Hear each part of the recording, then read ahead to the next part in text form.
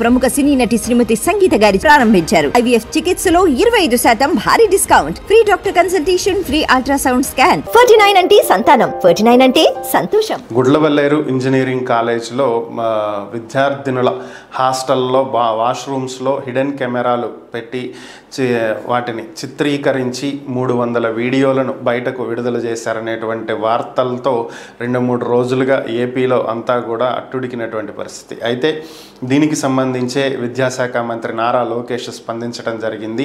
గుడ్లవల్లేరులో ఈ ఘటన విషయం వెలుగు చూసిన వెంటనే ఒక ప్రత్యేక పోలీసు బృందాన్ని కాలేజీకి పంపించడం జరిగిందని, పూర్తి స్థాయిలో విచారించి నివేదిక ఇవ్వాల్సిందిగా కోరటం జరిగిందని, వారు హాస్టల్లోని ప్రతి గదిని అణువణువు ఎలక్ట్రానిక్ పరికరాలను గుర్తించేటువంటి పరికరాలతోటి సెర్చ్ చేయడం జరిగిందని, పూర్తి స్థాయిలో వారు సెర్చ్ చేసిన తర్వాత అక్కడ వారికి ఎటువంటి హిడెన్ కెమెరా కానీ వాటికి సంబంధించినటువంటి ఆధారాలు కానీ దొరకలేదు అని చెప్పి లోకేష్ తెలియజేయడం జరిగింది. ముంబై నటి జత్వానీ కేసును పక్కదారి పట్టించడం కోసమే బ్లూ మీడియా ఈ విధమైనటువంటి పుకార్లను, రూమర్లను సృష్టించడం జరిగిందని, వాస్తవానికి హాస్టల్లో ఎటువంటి హిడెన్ కెమెరాలు పెట్టడం కానీ వాటి ద్వారా వీడియోలు రిలీజ్ అవ్వటం కానీ ఇలాంటివేవీ కూడా జరగలేదు.